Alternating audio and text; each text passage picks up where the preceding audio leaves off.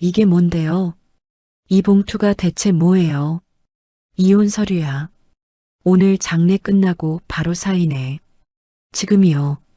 어머니 빈소 앞에서 지금 이러는 거예요. 어차피 끝낼 거잖아. 생활 능력도 없는 게 뭘 기대하는 거야. 나 더 이상 못 해먹겠어. 이제 내가 필요 없어. 흰 봉투 하나가 장례식장 복도 바닥에 조용히 떨어졌습니다. 국화향이 빈소 문틈 사이로 새어나와 복도 가득 퍼져 있었죠. 정수아는 그 봉투를 내려다본 채 아무 말도 하지 않았어요. 강민주는 서류를 던진 뒤 아무 말 없이 등을 돌렸습니다. 구두 소리가 텅 빈 복도를 울리며 점점 멀어져 갔죠. 빈소 안에서는 아직 조문객들의 낮고 조용한 목소리가 들려오고 있었어요. 정수아는 그 자리에서 움직이지 않았습니다. 다리에서 힘이 빠지는 것 같았지만 주저앉지 않았죠. 어머니를 보낸 지 채 하루도 되지 않은 밤이었어요. 이 남자에게 도대체 무슨 일이 있었던 걸까요? 어머니의 빈소 앞에서 이혼 서류를 꺼낼 수 있는 사람이 대체 어떤 사람인 걸까요?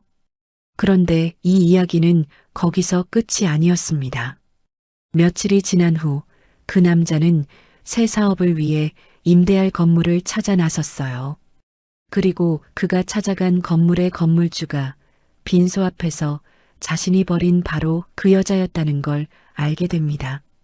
사연을 듣기 전에 무료인 구독과 좋아요 먼저 눌러주세요. 2년 전 초가을, 이 이야기는 그때부터 시작되었습니다. 서울 외곽의 작은 예식장 안으로 늦가을 햇살이 비스듬히 들어오고 있었어요. 정수아는 그날 생애 처음으로 웨딩드레스를 입었습니다. 드레스 자락이 발목을 스치는 느낌이 낯설었지만 나쁘지 않았죠. 거울 앞에 서서 자신의 모습을 조용히 바라보았어요. 어머니 이순자가 오랫동안 혼자 준비해온 작은 예식이었습니다. 이순자는 드레스를 입은 딸의 모습을 보며 아무 말도 하지 않았어요. 이순자는 그냥 조용히 딸을 바라볼 뿐이었죠. 눈가에 뭔가가 맺히는 것 같았지만 손등으로 가만히 닦아냈습니다. 강민주는 반듯한 얼굴에 반듯한 턱시도를 입고 단상에 서 있었어요. 회사 동기의 소개로 처음 만난 지 6달 만에 결혼이었죠. 수아는 그때 민준이 자신을 진심으로 좋아한다고 믿었습니다. 결혼식 내내 민준은 하객들 앞에서 환하게 웃었어요. 혼인 서약이 끝나고 이순자 앞에 섰을 때 민준의 인사가 미묘하게 늦었죠. 수아는 그 순간을 알아채지 못했습니다. 하지만 이순자는 그 순간을 놓치지 않았어요. 예식이 끝난 후 이순자는 딸의 손을 두 손으로 잡았습니다. 두 손이 맞닿은 순간 수아는 어머니의 손이 생각보다 훨씬 거칠다는 걸 느꼈어요. 평생 이 손으로 일만 해온 사람의 손이었죠. 잘 살아라. 몸 챙기고. 이순자에게는 그 두 마디가 전부였습니다. 이순자는 더 이상 아무것도 덧붙이지 않았어요. 수아는 그 짧은 말이 뭔가를 담고 있다는 걸 그때는 알지 못했죠. 그렇게 정수아의 결혼 첫 해가 시작되었습니다. 두 사람은 마포구의 작은 전세 아파트에 살기 시작했어요. 수아는 동네 회계사무소에서 파트타임으로 일했고 민주는 중소기업 영업팀에 다녔죠. 수아가 벌어오는 수입이 넉넉하진 않았지만 적지도 않았습니다. 그런데 민주는 종종 그 돈을 두고 이런 말을 꺼냈어요. 그 돈이 무슨 돈이야. 그거 갖고 뭘 할 수 있겠어. 수아는 그 말에 아무 대꾸도 하지 않았습니다. 입술을 한번 지그시 누르고 돌아섰을 뿐이었어요. 어머니는 결혼 후에도 자주 연락을 해오지 않았죠. 한 달에 한 번 짧은 문자 하나가 전부였습니다. 잘 먹고 있니? 그 한 줄이 다였어요. 수아는 그 문자가 도착할 때마다 핸드폰을 한참 들여다보곤 했죠. 결혼 첫 해가 지나면서 민준의 퇴근 시간이 조금씩 늦어지기 시작했습니다. 처음에 민주는 야근이 많아졌다고 했어요. 그 다음엔 거래처 접대가 잦아졌다고 했죠. 수아는 밥을 혼자 차려 혼자 먹는 날이 점점 많아졌습니다. 그래도 수아는 아무 말도 꺼내지 않았어요. 부부란 원래 그런 거라고 스스로를 달래며 지냈습니다. 그러던 어느 날 어머니에게서 전화가 왔어요. 평소보다 낮고 조용한 목소리였습니다. 수아야, 나 몸이 좀 안 좋다. 병원을 가봐야 할 것 같아. 수아의 손이 전화기를 쥔 채로 굳어졌어요. 어머니는 살면서 아프다는 말을 단 한 번도 한 적이 없었죠. 그 한마디가 보통 말이 아니라는 걸 수아는 직감했습니다. 병원 검사 결과는 생각보다 빠르게 나왔어요. 진단명 아래 말기라는 두 글자가 선명하게 적혀 있었습니다. 수아는 병원 복도에 혼자 서서 그 결과지를 손에 들고 있었죠. 종이가 손끝에서 가늘게 떨리고 있었어요. 차가운 형광등 불빛 아래 흰 종이 위에 글자들이 눈에 들어오지 않았습니다. 민준에게 전화했지만 받지 않았어요. 2번, 3번 눌러도 연결이 되지 않았죠. 수아는 핸드폰을 가방에 넣고 혼자 어머니 병실로 걸어 들어갔습니다. 이순자는 침대 위에 반듯하게 누워 천장을 바라보고 있었어요. 수아가 들어오는 소리에 이순자가 고개를 돌렸죠. 결과 나왔어? 수아는 아무 말 없이 고개를 작게 끄덕였습니다. 그 이상 말을 이을 수가 없었어요. 이순자는 딸의 표정을 한번 보고는 고개를 다시 천장으로 돌렸죠. 알겠다. 이순자는 그 말만 하고 더 이상 묻지 않았습니다. 정수아 역시 그 자리에서 울지 않았어요. 두 사람은 그냥 그 침묵 속에 함께 있었죠. 소독약 냄새가 병실 공기를 가득 채우고 있었습니다. 창밖으로 가을이 빠르게 저물어가고 있었어요. 어머니의 입원이 시작된 뒤에도 집안 살림은 전부 수아 혼자였어요. 아침에 눈을 뜨면 민준의 도시락을 먼저 쌌습니다. 회계 사무소 파트타임을 마치고 어머니 병원에 들렀다 돌아오면 저녁 9시가 넘어 있었죠. 그 긴 시간 동안 민주는 냉장고를 열어본 흔적조차 남기지 않았습니다. 싱크대 안에 그릇이 쌓여 있었고 거실 바닥에는 벗어놓은 양말이 2짝 흩어져 있었어요. 수아는 가방을 내려놓고 조용히 앞치마를 둘렀죠. 쌓인 그릇들을 먼저 헹구고 냉장고에서 재료를 꺼내 도마 위에 올렸습니다. 칼질 소리가 좁은 주방 안에서 혼자 길게 울렸어요. 양파를 썰다가 눈이 맵게 시려왔죠. 눈가가 뜨거워졌지만 수아는 그냥 계속 썰었습니다. 양파 때문인지 아닌지 스스로도 정확히 알 수 없었어요. 팔을 다듬고 마늘을 다지는 동안 손끝에 냄새가 깊이 배어들었죠. 저녁 준비를 마치는데 꼬박 1시간이 걸렸습니다. 어머니 병원에서 돌아온 직후라 허리가 묵직하게 뻐근했어요. 그때 현관 열쇠 돌아가는 소리가 복도에서 났죠. 민주는 코트를 소파 팔걸이에 휙 던지며 들어왔습니다. 식탁을 한번 흘끗 보더니 아무 말 없이 턱을 들었어요. 이게 오늘 반찬다야. 뭔가 너무 빈약하지 않아. 어머니 병원 다녀오느라 늦었어요. 더 하려면 30분은 더 기다려야 해요. 민주는 수아의 말에 아무 대꾸도 없이 냉장고에서 음료수를 꺼냈습니다. 소파에 앉아 핸드폰을 들더니 아무 말 없이 화면을 스크롤했어요. 수아는 그 모습을 잠깐 바라보다가 다시 가스레인지 앞으로 돌아섰죠. 두 사람은 마주 앉아 밥을 먹었지만 한 번도 눈이 마주치지 않았습니다. 뉴스에서 흘러나오는 소리만이 식탁 위를 채웠어요. 민주는 빠르게 먹고 수저를 내려놓았죠. 어머니 언제까지 입원해 있는 거야? 병문안 가봐야 하는 거야? 가도 되고 안 가도 돼요. 많이 힘들어 보이셔서. 나 바빠. 요즘 거래처 건으로 시간이 잘 안 나. 민주는 그 말을 아무렇지도 않게 내뱉고 안방으로 들어가 버렸습니다. 등 뒤로 안방 문 닫히는 소리가 짧게 울렸어요.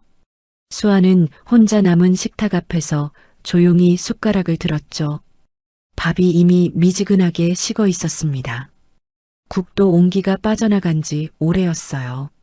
그래도 수아는 남기지 않고 천천히 다 먹었죠. 배가 고프지 않아서 못 먹는 게 아니었습니다. 남겨두는 것이 더 쓸쓸하게 느껴질 것 같아서였어요. 밥그릇을 치우고 설거지를 마쳤을 때 시계가 10시를 넘어 있었죠. 수아는 거품이 남은 손을 헹구며 거울 속 자신의 얼굴을 바라봤습니다. 형광등빛 아래 얼굴이 낯빛으로 보였어요. 눈 아래 그늘이 짙게 내려앉아 있었죠. 언제부터였는지 정확히 기억이 나지 않았습니다.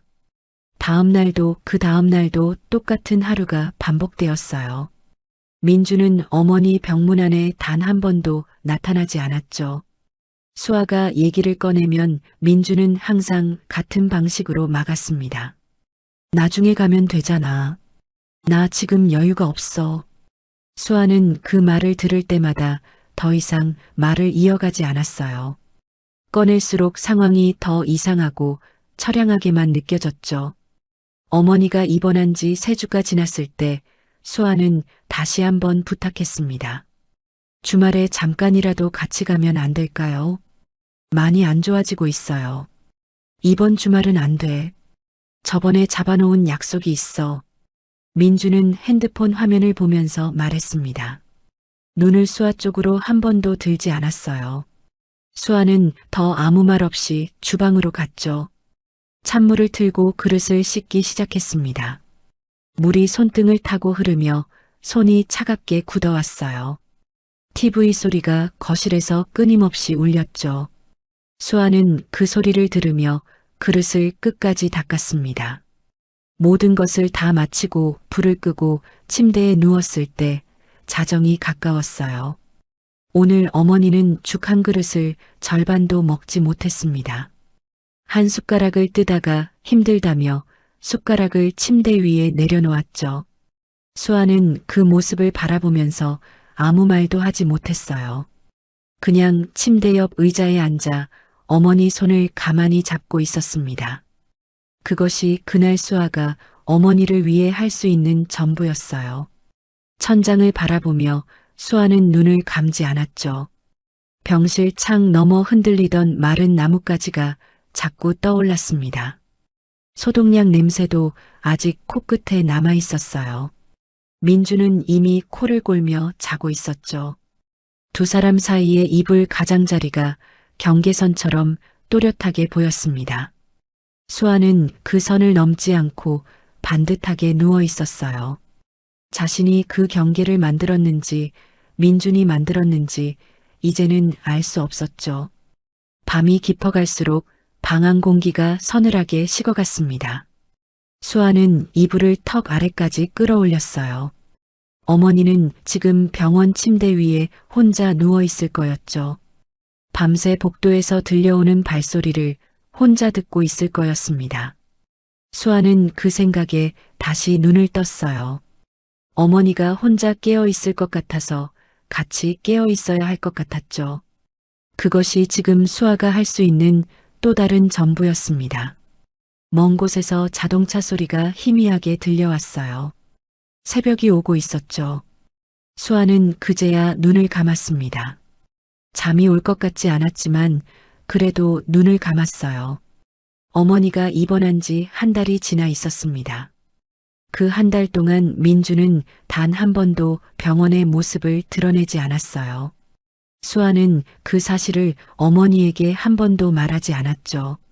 물어올 때마다 바쁘다고 했고 이순자는 더 캐묻지 않았습니다. 그날도 수아는 파트타임을 마치자마자 병원으로 달려왔어요. 병실 문을 열자 이순자가 창밖을 조용히 바라보고 있었죠. 왔냐? 오늘 얼굴이 좀 나아 보이네. 엄마 얼굴도 어제보다 색이 있어요. 오늘은 좀 어때요? 이순자는 아주 가볍게 한번 웃었습니다. 오래된 사진처럼 흐리고 조심스러운 미소였어요. 수아는 조용히 가방에서 보온통을 꺼냈죠. 아침 일찍 직접 끓여온 미음이었습니다. 이거 먹어봐요. 오늘은 생강 좀 넣어서 다르게 끓였어요. 또 끓여왔어. 너도 제대로 챙겨 먹고 다니냐? 먹고 다녀요. 걱정하지 마요. 이순자는 미음을 한 숟가락 받아 천천히 입에 넣었습니다. 조용히 삼키고 잠깐 눈을 감았어요. 맛있다. 이게 어릴 때 내가 끓여줬던 거랑 비슷하네. 수아는 그 말에 아무 대꾸 없이 다음 숟가락을 조용히 떴죠. 이순자가 손을 들어 천천히 저었습니다. 됐다. 더는 못 먹겠어. 조금만 더 먹어요. 딱 한 숟가락만이요. 이순자는 천천히 고개를 저었어요. 하지만 딸이 내미는 숟가락을 한참 바라보다가 한 번 더 받아 먹었죠. 그 두 숟가락이 그날의 전부였습니다. 두 숟가락이 어머니가 그날 먹을 수 있는 한계였어요. 수아는 보온통 뚜껑을 닫고 어머니 옆에 조용히 앉았죠. 창으로 늦가을 햇살이 비스듬하게 들어오고 있었습니다. 병실 안이 잠깐 따뜻하게 느껴졌어요. 이순자가 창밖을 바라보며 천천히 입을 열었죠. 요즘 어떻게 지내고 있냐? 집에서 잘 지내요. 별거 없어요. 민준이는 어떻더냐? 잘 챙겨주고 있어? 바빠요. 이번 주도 거래처 건이 있다고. 이순자는 그 이상 더 묻지 않았습니다. 창밖으로 병원 뒤뜰에 마른 나무 한 그루가 서 있었어요. 바람도 없는데 가지 끝이 가늘게 떨리고 있었죠. 이순자는 그 나무를 한참 바라봤습니다. 수아야. 이순자가 낮은 목소리로 불렀어요. 네. 나 살던 집에 파란 수첩 하나 있어. 작은 거, 오래된 거. 수아는 하고 있던 손짓을 멈추고 고개를 들었습니다. 어머니가 먼저 무언가를 꺼내는 일이 흔치 않았어요. 파란 수첩이요? 무슨 수첩인데요? 있어. 찾으면 알 거야. 나중에 꼭 챙겨. 이순자는 그 말만 남기고 다시 창밖으로 시선을 돌렸습니다. 설명을 더 이어갈 생각이 없어 보였어요.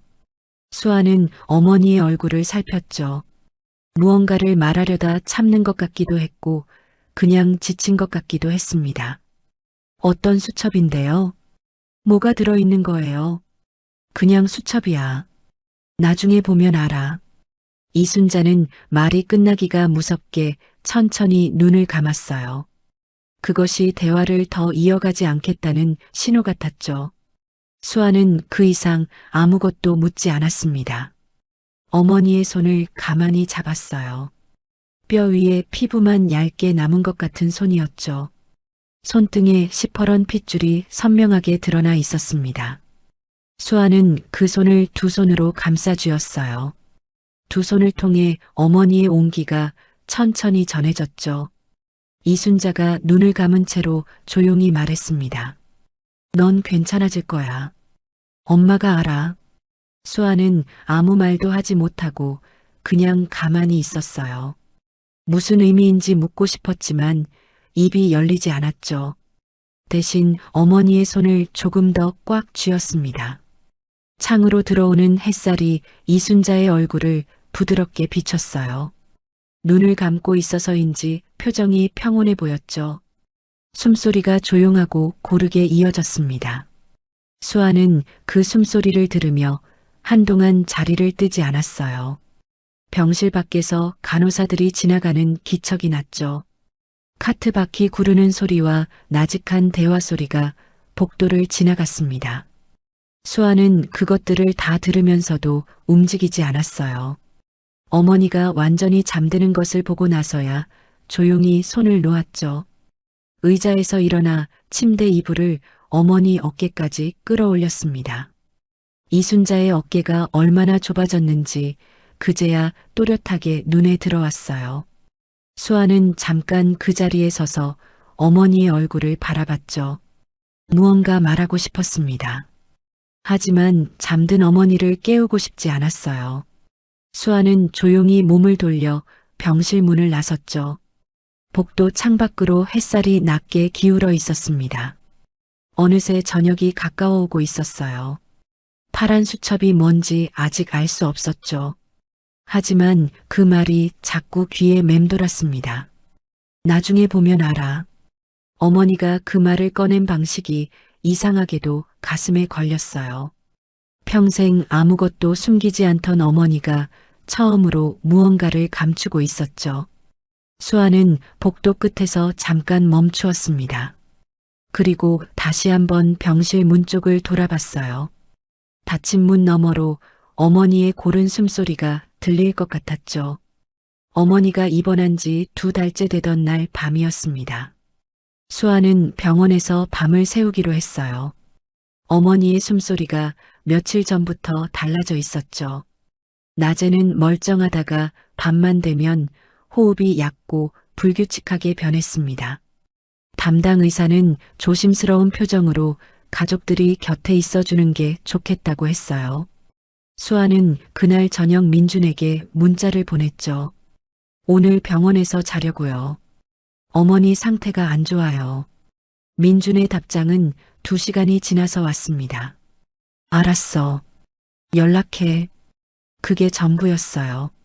수아는 핸드폰을 가방에 넣고 보호자 의자를 침대 옆으로 바짝 당겼죠. 병실 안의 다른 환자 보호자들도 각자의 자리에서 조용히 밤을 보내고 있었습니다. 커튼이 반쯤 쳐져 있었고 형광등은 가장 낮은 밝기로 조용하게 켜져 있었어요. 이순자는 눈을 감고 있었지만 잠든 건지 아닌지 알 수 없었죠. 수아는 어머니의 손을 가만히 잡았습니다. 손이 낮보다 더 차가워져 있었어요. 손끝에서 온기가 빠져나간 것 같아 수아는 2 손으로 더 꽉 감쌌죠. 자정이 지나서야 이순자가 눈을 천천히 떴습니다. 수아야, 아직 있었냐? 네, 여기 있어요. 어디 안 가요? 이순자는 천장을 바라보며 잠깐 눈을 깜빡였어요. 말을 꺼내려는 것 같았는데 한참이 걸렸죠. 수아야, 나 할 말이 있어. 얘기해요. 듣고 있어요. 너한테 미안한 게 있어. 수아는 말이 이어지기를 기다렸습니다. 이순자의 숨소리가 한번 크게 흔들렸어요. 엄마가 평생 가난하게 산 게 아니야. 수아는 순간 무슨 말인지 이해하지 못했죠. 엄마, 들어. 다 들어야 해. 이순자의 목소리에 처음 듣는 힘이 실렸습니다. 수아는 더 아무 말도 하지 않았어요. 내 외할아버지가 돌아가시고 나서 내가 땅을 받았어. 아무한테도 얘기 안 했지. 너한테도. 엄마, 그 돈으로 건물을 하나씩 샀어. 오래 걸렸지. 20년이 넘게 걸렸어. 수아의 손이 어머니 손 위에서 굳어졌습니다. 귀로는 듣고 있는데 머릿속에서 말들이 제대로 자리를 잡지 못했어요. 건물이요. 건물을 샀다고요. 새 채야. 다 내 명의로 해뒀어. 상태 씨한테 맡겨놨어. 이순자는 말을 마치고 눈을 감았습니다. 말 한마디 한마디에 숨이 짧게 가빠지고 있었어요. 왜 말 안 했어요? 왜 이제 말하는 거예요? 말하면 내가 기대고 싶어질 것 같아서 내 힘으로 살아봐야 했으니까. 수아는 아무 말도 할 수 없었죠. 목이 좁아지는 것 같았습니다. 파란 수첩 있잖아. 거기 다 적혀 있어. 건물 주소도, 상태 씨 연락처도. 상태 씨가 누구예요? 박상태, 부동산 관리인. 오래됐어. 믿을 수 있는 사람이야. 이순자는 말을 마친 뒤 한동안 숨을 고르게 가다듬었습니다. 수아는 눈을 깜빡이지 않은 채로 어머니를 바라봤어요. 눈가가 뜨겁게 달아올랐죠. 엄마, 왜 그렇게 살았어요? 왜 그렇게 힘들게 살았어요? 힘들지 않았어. 너 보면서 살았으니까. 이순자가 낮고 조용하게 말했습니다. 그 말이 병실 안의 고요한 공기 속에서 아주 또렷하게 울렸어요. 수아는 손등으로 눈가를 눌렀죠. 눈물을 참으려고 힘을 주었지만 손등이 금방 젖어들었습니다. 이순자가 감은 눈 그대로 말을 이었어요. 수아야, 앞으로는 내 인생 살아. 내 것 찾아서 살아. 엄마, 응, 나 지금 많이 무서워요. 이순자는 대답 대신 수아의 손 위에 자신의 손을 가만히 얹었습니다. 차가운 손이었지만 수아는 그 손에서 무언가 따뜻한 것을 느꼈어요. 두 사람은 그 이후로 아무 말 없이 그냥 오래도록 함께 있었죠. 새벽 3시가 넘어 있었습니다. 복도에서 간호사의 조용한 발걸음 소리가 이따금 지나갔어요. 창밖은 아직 깜깜했죠. 이순자의 숨소리는 새벽 4시쯤부터 다시 얕아지기 시작했습니다. 수아는 자리를 비우지 않았어요. 어머니의 손을 계속 잡고 있었죠. 그리고 새벽 5시가 조금 지났을 때였습니다. 이순자의 숨소리가 조용히 멈췄어요. 간호사가 달려왔고 의사가 왔고 커튼이 쳐졌죠. 수아는 그 모든 것이 진행되는 동안 침대 옆에 서 있었습니다. 어머니의 손은 아직 놓지 않았어요. 차가워지고 있었지만 수아는 그 손을 끝까지 쥐고 있었죠. 바깥에서 새벽빛이 천천히 밝아오기 시작했습니다. 어머니의 마지막 새벽이 조용하고 고요하게 지나가고 있었어요. 장례는 3일장으로 치르기로 했습니다. 수아 혼자 접수를 하고 빈소를 꾸렸어요. 장례 지도사가 안내하는 순서마다 수아는 조용히 고개를 끄덕이며 따랐죠. 서류를 작성하고 도장을 찍고 영정사진을 골랐습니다. 어머니의 영정사진은 5년 전 동네 사진관에서 찍은 증명사진이었어요. 배경이 파란 그 사진 속에서 이순자는 약간 어색한 표정을 짓고 있었죠. 살면서 사진을 잘 찍지 않았던 어머니였습니다. 그 한 장이 남아있다는 것만으로도 다행이었어요.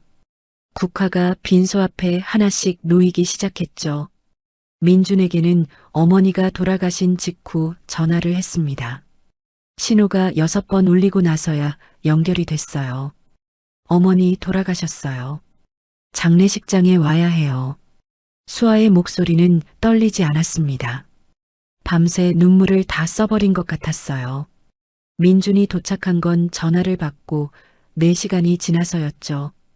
장례식장 입구에 들어서는 민준의 손에는 핸드폰이 들려 있었습니다.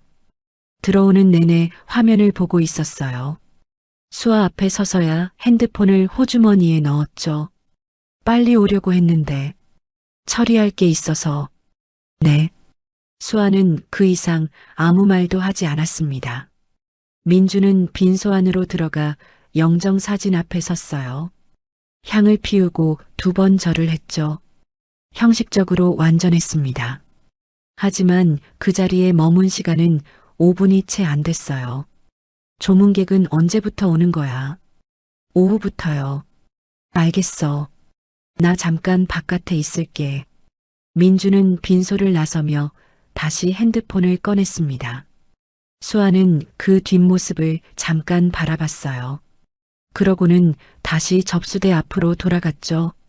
조문객을 맞이하는 일도 수아 혼자였습니다. 어머니의 지인 몇 명이 먼저 왔어요. 대부분 연세 드신 분들이었고 수아가 잘 알지 못하는 얼굴들이었죠. 그분들은 수아의 손을 잡고 조용히 위로했습니다. 수아는 고맙습니다. 소리를 반복하며 허리를 굽혔어요. 절을 하고 고개를 드는 사이사이 민준이 보이지 않았죠. 입구 쪽을 살폈지만 장례식장 안에 없었습니다.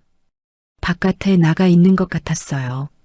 나가서 확인하러 갈 수 있는 상황이 아니었죠. 조문객들이 이어졌고 수아는 자리를 지켰습니다. 저녁이 되어서야 민준이 다시 안으로 들어왔어요. 뭔가를 먹고 온 것 같은 냄새가 났죠. 수아는 아무것도 먹지 못한 채로 서 있었습니다. 누군가 건네준 물 한 컵이 하루의 전부였어요. 다리가 묵직하게 무거웠죠. 허리 아래쪽이 둔하게 아파오고 있었습니다. 하지만 수아는 자리를 비우지 않았어요. 어머니의 영정 사진이 바라보이는 자리를 떠날 수 없었죠. 밤이 깊어지자 민준이 옆에 앉았습니다. 한동안 아무 말도 없었어요. 수아도 말을 꺼내지 않았죠. 그런데 얼마 지나지 않아 민준의 핸드폰이 조용히 진동했습니다. 민준이 화면을 확인하더니 자리에서 일어났어요. 나 잠깐 나갔다 올게. 급한 연락이 왔어. 지금 몇 시인 줄 알아요? 금방 와. 민준은 빠른 걸음으로 빈소를 나갔습니다. 구두 소리가 복도에서 멀어지고 다시 조용해졌어요. 수아는 혼자 남아 어머니의 영정 사진을 바라봤죠. 사진 속 이순자가 어색하게 웃고 있었습니다. 그 표정이 이상하게도 오늘따라 낯설게 보이지 않았어요. 수아는 사진 앞에 놓인 국화 한 송이를 가만히 바라봤죠. 흰 꽃잎 위로 등 불빛이 부드럽게 내려앉고 있었습니다. 빈소안은 아주 고요했어요. 어머니 혼자 있는 것 같아서 수아는 그 자리를 오래 지켰죠. 민주는 2시간이 지나도 돌아오지 않았습니다. 장례 이틀째가 밝았습니다. 밤을 꼬박 새운 수아의 눈 아래로 짙은 그늘이 내려앉아 있었어요. 눈이 뻑뻑하게 건조했고 목이 잠겨 있었죠. 민주는 새벽 늦게 돌아와 장례식장 한쪽 소파에서 잠들었습니다. 아침에 일어나서도 먼저 핸드폰을 들었어요. 수아는 그 모습을 바라보다가 아침 준비를 하러 나갔죠. 장례식장 매점에서 따뜻한 국물을 사다가 혼자 서서 마셨습니다. 종이컵 안의 국물이 금방 식었어요. 그래도 아무것도 안 먹는 것보다는 나았죠. 이날 낮부터 조문객들이 더 많이 찾아왔습니다. 어머니의 옛 지인들, 동네 사람들, 수아의 회사 동료 몇 명이었어요. 수아는 그들 앞에서 무너지지 않으려고 몸에 힘을 주고 있었죠. 절을 하고 감사 인사를 반복하는 동안 발끝이 저려왔습니다. 상복 아래 무릎이 시렸지만 자리를 지켰어요. 민주는 오전 내내 보이지 않았습니다. 누가 민주는 어디 갔냐고 물으면 수아는 잠깐 자리를 비웠다고 했어요. 그 말을 반복할 때마다 가슴이 이상하게 무거웠죠. 수치스러운 건지 억울한 건지 정확히 알 수 없었습니다. 2가지가 한꺼번에 섞여 있는 것 같았어요. 오후에 민준이 돌아왔을 때 조문객이 자리를 가득 채우고 있었죠. 민준은 사람들 사이에서 능숙하게 인사를 했습니다. 목소리를 낮추고 표정을 차분하게 가다듬었어요. 장인어른의 지인들 앞에서 위로를 건네는 말투가 자연스러웠죠. 누군가는 사위가 듬직하게 생겼다고 했습니다. 수아는 그 말을 들으며 아무 표정도 짓지 않았어요. 저녁 무렵 조문객이 빠져나가고 빈소가 다시 조용해졌습니다.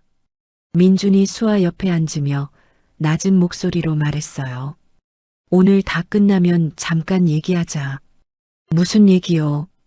내일 장례 끝나고 나서 할 말이 있어. 수아는 그게 무슨 말인지 물어보지 않았습니다. 민준의 표정이 평소와 달리 너무 정리된 얼굴이었어요. 감정이 없는 얼굴이었죠. 무언가 이미 결정하고 온 사람의 얼굴이었습니다. 수아는 가슴 한가운데가 서늘하게 가라앉는 느낌을 받았어요.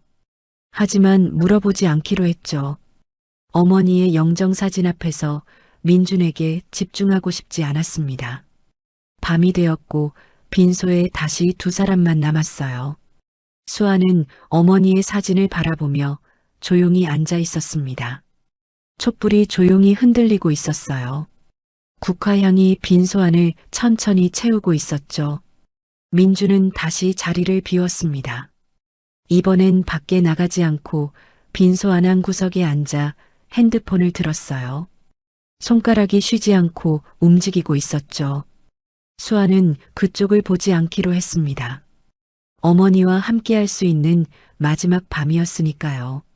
수아는 어머니의 사진 앞으로 조금 더 가까이 의자를 당겼습니다. 국화 한 송이를 조심스럽게 다시 세워놓았어요. 꽃잎이 손끝에 부드럽게 닿았죠. 이순자의 사진 속 눈이 딸을 바라보고 있는 것 같았습니다. 어색한 표정이었지만 눈빛은 어색하지 않았어요. 수아는 그 눈빛을 오래 바라봤죠. 어머니가 마지막으로 했던 말이 다시 귀에 들렸습니다. 너 보면서 살았으니까. 눈가가 뜨거워졌지만 수아는 눈물을 흘리지 않았어요. 오늘 밤은 울지 않기로 했죠. 어머니 앞에서 무너지지 않기로 했습니다. 촛불이 한번 크게 흔들렸어요. 빈소안이 잠깐 조용해졌다가 다시 조용해졌습니다. 국화향이 다시 코끝으로 짙게 밀려왔어요. 내일이면 장례가 끝나는 거였죠. 그리고 내일 민준이 무슨 말을 꺼낼지 수아는 이미 어렴풋이 알고 있었습니다. 알고 있었지만 확인하고 싶지 않았어요. 밤이 깊어갈수록 빈소의 공기가 서늘해졌죠. 수아는 손을 무릎 위에 가지런히 올려놓고 어머니와 함께 밤을 보냈습니다. 장례 셋째 날이었습니다. 발인이 끝나고 마지막 조문객이 빠져나갔어요. 빈소안이 하루 중 가장 조용한 시간이 되었죠. 수아는 꺼져가는 촛불 심지를 정리하고 국화를 가지런히 다듬었습니다. 손가락 끝에 꽃잎 냄새가 배어들었어요. 그때 민준이 빈소 문을 닫고 복도로 나오라고 했죠. 잠깐 나와. 무슨 일인데요? 지금 정리 중이에요. 나와. 할 말 있다고 했잖아. 수아는 하던 일을 멈추고 복도로 나왔습니다. 형광등 불빛이 복도를 차갑게 비추고 있었어요. 민주는 이미 서류 봉투를 손에 들고 있었죠. 흰 봉투였습니다. 수아는 그것을 보는 순간 숨을 한번 조용히 들이켰어요. 이게 뭔데요? 이 봉투가 대체 뭐예요? 이혼 서류야. 사인해. 민준의 목소리는 낮고 건조했습니다. 감정이 전혀 실려있지 않은 목소리였어요. 오래전부터 결정해뒀던 말을 꺼내는 사람의 말투였죠. 봉투가 수아의 발치로 던져졌습니다. 흰 봉투가 복도 바닥에 납작하게 떨어졌어요. 지금이요. 어머니 빈소 앞에서 지금 이러는 거예요. 어차피 끝낼 거잖아. 지금 하나 나중에 하나 똑같아. 지금 무슨 말을 하는 거예요? 어머니가 오늘 돌아가셨어요. 나도 알아. 그러니까 정리하는 거잖아. 민주는 팔짱을 끼고 수아를 바라봤습니다. 눈빛에 흔들림이 없었어요. 생활 능력도 없는 게 뭘 기대하는 거야? 나 더 이상 못 해먹겠어. 이제 내가 필요 없어.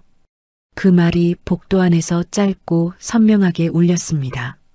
수아는 아무 말도 하지 않았어요. 할 수 있는 말이 없는 게 아니었죠. 하지 않기로 한 거였습니다. 민주는 수아가 아무 반응을 안 하자 한 번 더 말했어요. 내일까지 사인해서 줘. 변호사 통해서 하면 더 복잡해지니까. 수아는 바닥에 떨어진 봉투를 내려다봤습니다. 흰 봉투가 형광등 불빛을 받아 창백하게 빛나고 있었어요. 어머니의 빈소가 있는 방 바로 앞이었죠. 국화향이 문틈으로 계속 새어나오고 있었습니다. 민주는 더 할 말이 없다는 듯 몸을 돌렸어요. 구두 소리가 복도를 울리며 멀어졌죠. 엘리베이터 소리가 한 번 나고 조용해졌습니다. 수아는 그 자리에 그대로 서 있었어요. 움직여야 한다는 걸 알고 있었지만 다리가 말을 듣지 않았죠. 발끝이 얼음처럼 차가워졌습니다. 바닥에 봉투를 집어들지도 않았어요. 그냥 그 자리에 서 있었죠. 빈소 안에서 촛불이 흔들리는 기척이 문틈으로 새어나왔습니다. 어머니가 저 안에 있었어요. 오늘 아침까지만 해도 저 방 안에 어머니가 있었죠. 그런데 지금 이 복도에는 아무도 없었습니다. 수아는 천천히 무릎을 굽혔어요. 바닥에 떨어진 봉투를 집어들었죠. 봉투 안의 서류가 두툼하게 느껴졌습니다. 손끝으로 종이에 각진 모서리가 전해졌어요. 수아는 그 봉투를 쥔 채로 천천히 일어섰죠. 빈소문을 다시 열고 안으로 들어갔습니다. 어머니의 영정사진 앞에 국화향이 여전히 가득했어요. 수아는 봉투를 바닥에 내려놓고 어머니의 사진 앞에 조용히 앉았죠. 이순자가 사진 속에서 여전히 어색하게 웃고 있었습니다. 수아는 그 사진을 바라보며 입술을 꼭 눌렀어요. 이제 당신이 필요 없어요. 민준의 말이 다시 귀에 울렸죠. 수아는 그 말을 삼키듯 눈을 감았습니다. 오래 감고 있었어요. 뜨거운 것이 눈 안쪽에서 차오르는 게 느껴졌지만 끝내 흘리지 않았죠. 어머니 앞에서 무너지지 않겠다고 했으니까요. 그렇게 마지막 밤이 지나갔습니다. 긴 밤이었어요. 그리고 그것이 정수아라는 사람이 경험한 가장 낮은 바닥이었죠. 하지만 그 바닥에서 수아는 일어날 준비를 조용히 시작하고 있었습니다. 자신도 모르게 그 봉투를 손에 쥔 채로 장례가 끝난 다음 날이었습니다. 수아는 어머니가 살던 집으로 혼자 향했어요. 경기도 외곽의 작은 단독주택이었죠. 수아가 어릴 때부터 자라온 집이었습니다. 대문 열쇠를 돌리는 손이 묵직하게 느껴졌어요. 삐걱거리는 문소리가 오래된 집의 공기를 흔들었죠. 문을 열자마자 먼지 냄새와 오래된 나무 냄새가 한꺼번에 밀려왔습니다. 어머니가 2달 동안 입원해 있는 사이 집안은 그 시간 그대로 멈춰 있었어요. 주방 창틀에 먼지가 얇게 쌓여 있었고 거실 바닥에 슬리퍼 2짝이 나란히 놓여 있었죠. 수아는 그 슬리퍼를 한참 바라봤습니다. 어머니의 발 모양으로 눌린 슬리퍼였어요. 발을 집어넣어 밟고 싶었지만 그러지 않았죠. 수아는 조용히 가방을 내려놓고 유품 정리를 시작했습니다. 장롱부터 열었어요. 어머니의 옷가지들이 단정하게 개어 쌓여 있었죠. 낡았지만 깨끗했습니다. 평생 작은 것 하나도 허투루 쓰지 않은 사람의 장롱이었어요. 옷들을 하나씩 꺼내 접으며 골판지 상자에 담았죠. 손끝에 어머니의 옷감이 닿을 때마다 가슴이 조여들었습니다. 손을 멈추지 않으려고 계속 움직였어요. 장롱 안쪽 구석에 낡은 보자기가 하나 있었습니다. 수아는 보자기를 꺼내 조심스럽게 펼쳤어요. 안에는 오래된 편지 봉투 몇 장과 수아의 어린 시절 사진들이 담겨 있었죠. 유치원 졸업사진, 초등학교 입학식 사진, 중학교 교복을 입은 수아의 사진. 어머니는 이것들을 보자기에 싸서 장롱 가장 안쪽에 넣어뒀던 거였습니다. 수아는 그 사진들을 하나씩 꺼내 바라봤어요. 손이 멈췄죠. 눈이 뜨거워졌지만 계속 들여다봤습니다. 사진 뒷면에 어머니의 글씨가 적혀 있었어요. 수아 6살, 수아 8살, 수아 중학교 첫날.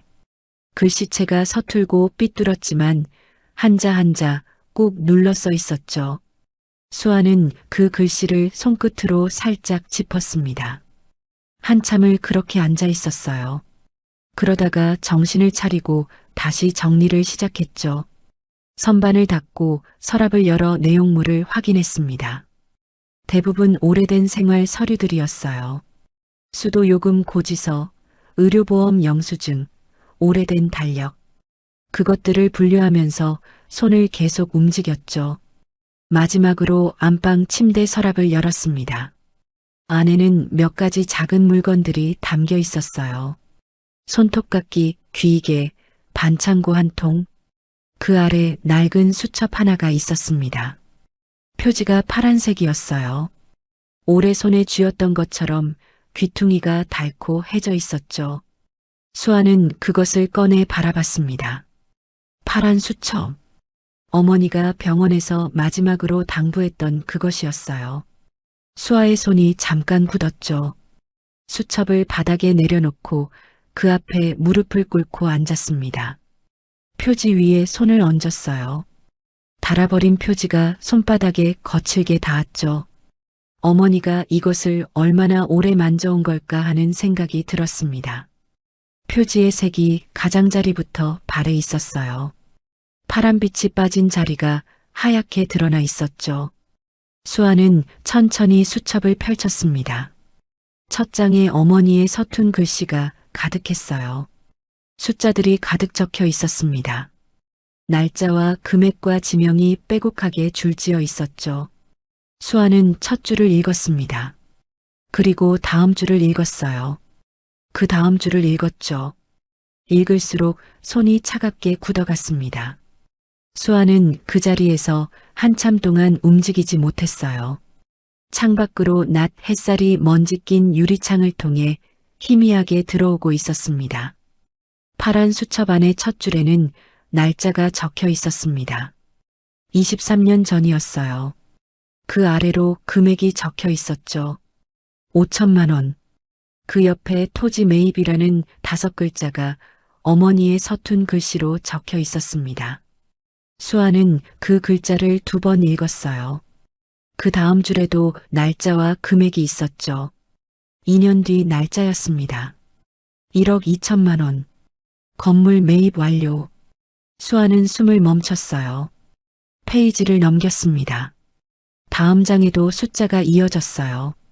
임대 수익 수납 기록이었죠. 매달 들어오는 금액이 차곡차곡 적혀 있었습니다. 70만 원, 85만 원, 90만 원. 금액이 조금씩 늘어나고 있었어요. 수아는 페이지를 계속 넘겼습니다. 기록은 23년치가 빼곡했어요. 한 번도 빠진 달이 없었죠. 어떤 달은 숫자 옆에 짧은 메모가 붙어 있었습니다. 수리비 지출, 세입자 교체, 공실한 달. 어머니는 이 모든 것을 혼자 해온 거였어요. 수아가 아무것도 모르는 사이에 혼자서 23년을 해온 거였죠.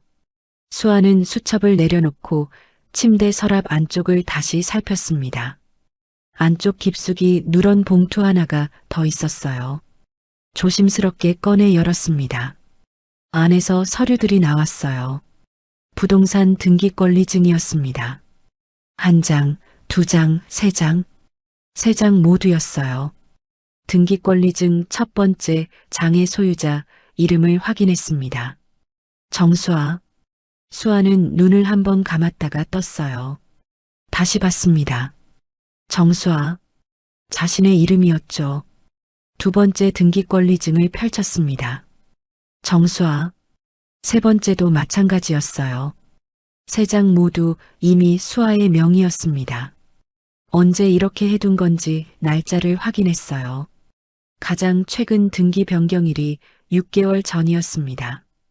어머니가 입원하기 2달 전이었죠. 어머니는 몸이 안 좋아지는 걸 느끼면서 미리 해뒀던 거였어요. 딸이 아무것도 못 받고 나앉게 될까봐 미리 손을 써둔 거였죠. 수아는 등기권리증 3장을 바닥에 나란히 펼쳐 놓았습니다.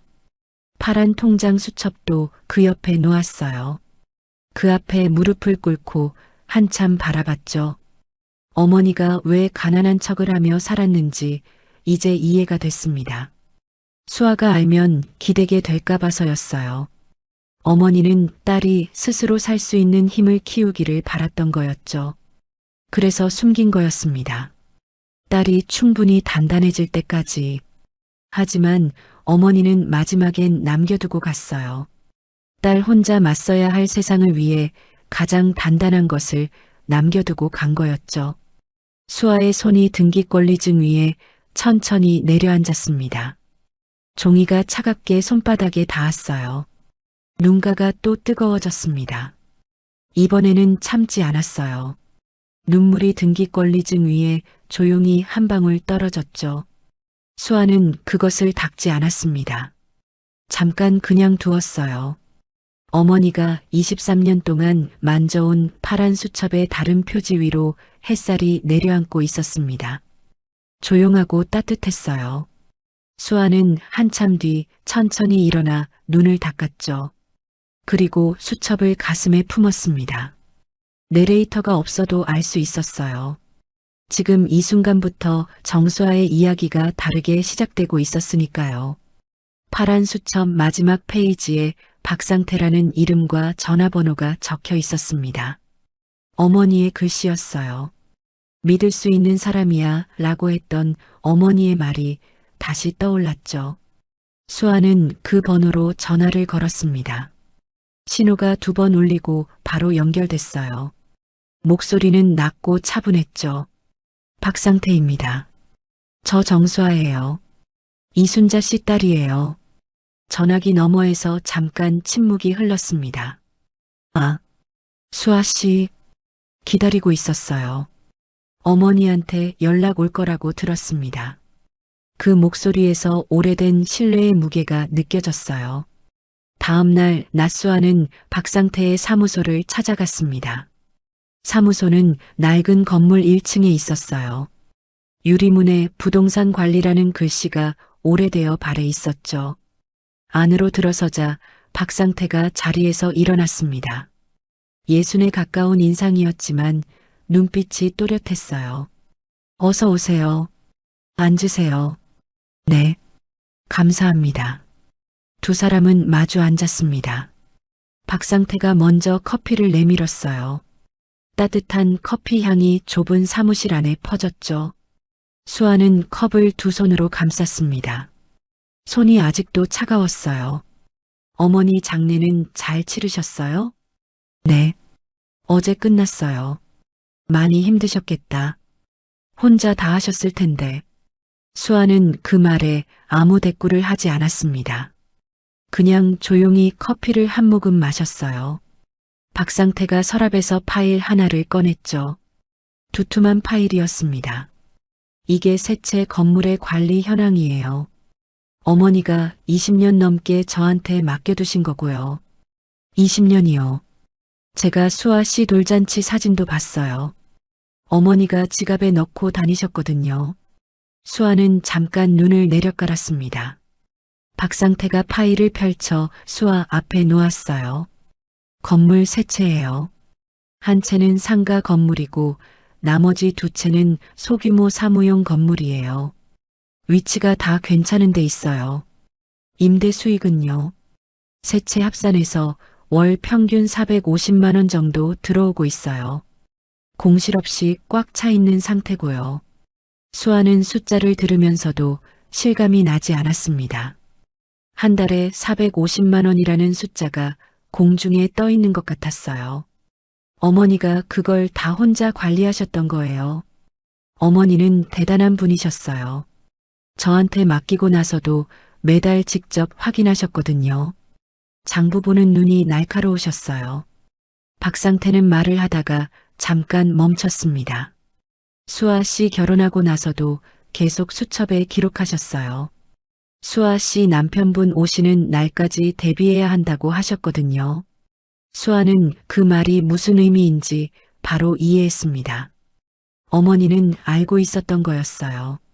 민준이 어떤 사람인지를 처음부터 알고 있었던 거였죠. 그래서 명의를 미리 딸 앞으로 다 돌려놓은 거였습니다. 손끝이 차갑게 저려왔어요. 커피잔을 두 손으로 더 꽉 쥐었죠. 지금 어떻게 하실 생각이에요? 박상태가 조용하게 물었습니다. 수아는 잠깐 창밖을 봤어요. 햇살이 낮게 들어오고 있었죠. 건물 보러 가도 될까요? 직접 보고 싶어요. 박상태가 조용히 고개를 끄덕였습니다. 당연히 되죠. 오늘 바로 가시겠어요? 네. 지금 가고 싶어요.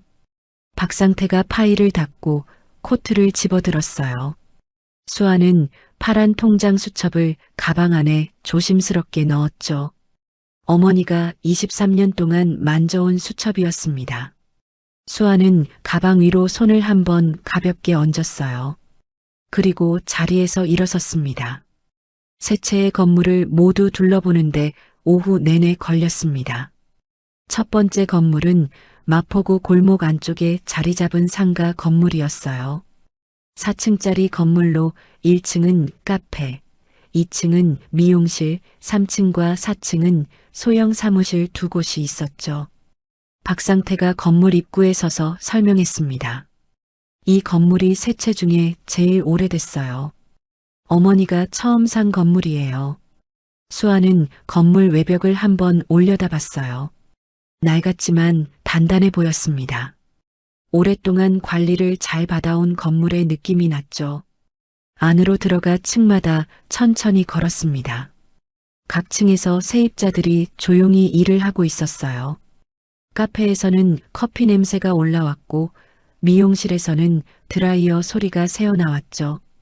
수아는 그 소리들을 들으며 복도를 걸었습니다. 이 공간들이 지금 자신의 것이라는 게 아직 실감이 나지 않았어요. 두 번째 건물은 여의도 외곽에 있었습니다. 소규모 사무용 건물로 5층짜리였어요. 각 층에 소형 사무실이 2개씩 들어서 있었죠. 세입자는 모두 소규모 스타트업과 프리랜서 사무실이었습니다. 박상태가 옥상 문을 열어줬어요. 옥상으로 올라서자 서울 전경이 시원하게 펼쳐졌습니다. 늦가을 바람이 코트 자락을 흔들었어요. 수아는 난간을 잡고 아래를 내려다봤죠. 사람들이 작게 움직이고 있었습니다. 저 아래 어딘가에 민준이 있을 거였어요. 이혼 서류가 아직 수아의 가방 안에 있었습니다. 아직 사인하지 않았죠. 세 번째 건물은 마지막으로 들렀어요. 서대문구 주택가 입구에 있는 작은 사무용 건물이었습니다. 3층짜리 건물로 세 채 중 가장 작았지만 위치가 좋았어요. 박상태가 3층 복도 창가 앞에 섰죠. 이 건물이 어머니가 가장 아끼던 곳이에요. 여기 세입자들이 오래됐거든요. 얼마나요? 짧은 분이 5년이고 긴 분은 12년이에요. 수아는 창밖을 내려다봤습니다. 골목이 조용하게 뻗어 있었어요.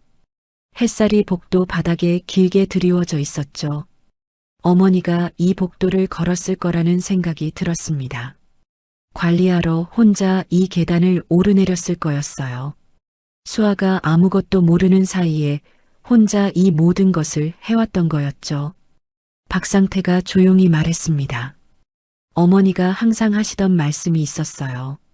뭐라고 하셨는데요? 내 딸은 언젠가 여기 서게 될 거야.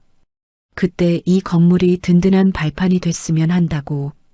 수아는 창밖을 바라보는 채로 눈을 감았습니다. 바람이 한번 부드럽게 지나갔어요. 코트 자락이 흔들렸죠. 눈을 떴을 때 골목 햇살이 눈에 들어왔습니다.